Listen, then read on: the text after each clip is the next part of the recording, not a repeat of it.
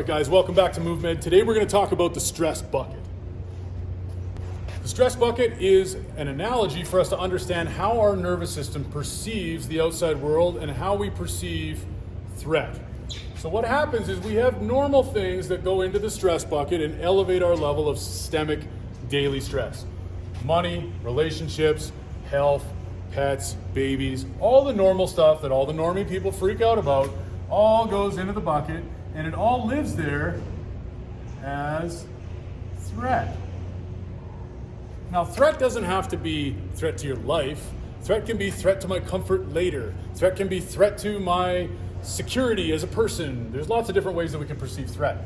Now, that brings us to the next part of what else contributes to the stress bucket.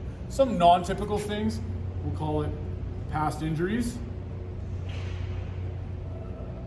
maybe a new environment, maybe we have someone watching us, so we have an audience we're not used to seeing.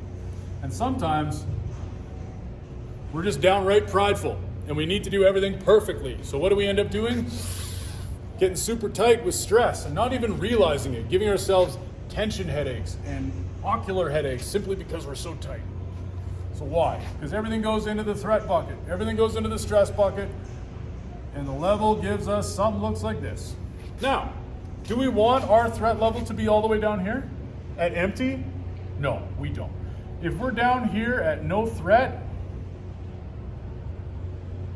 this is rest. This is no adaptation. This is no growth. This is no structural changes. We're not stimulating the system enough to get a response. Up here, high threat, that's the red zone. That's when we're starting to get too tight. So tight that we can hurt ourselves. So where do we want to be? A nice happy medium. Okay? So how do we achieve this? How can we regulate the level in our stress bucket? Well, the only way that we can do that is to create a spout.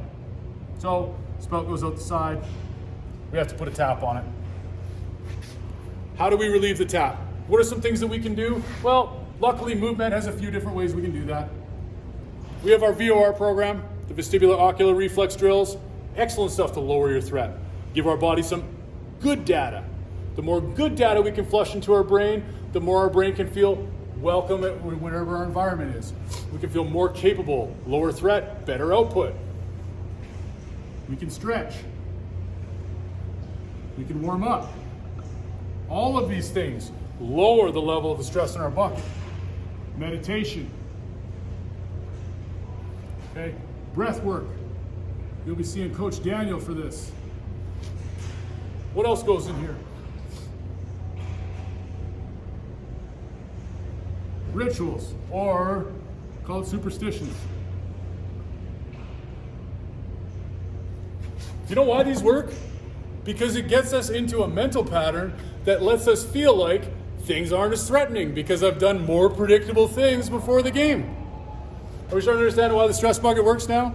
We need to understand that threat is more than just things that threaten our well-being, like our financial or our immediate health or our child's well-being. Threat can also be all the things that looked like an injury last time I was in this shape, or the last time I was in this position, or maybe the last time I was in a shop like this, I injured my back, so maybe my hindbrain is going to protect me and say, hey man, the last time you were here you got hurt, so I'm going to hold you a little bit tighter and give you less range of motion and a little bit less strength so you don't hurt yourself.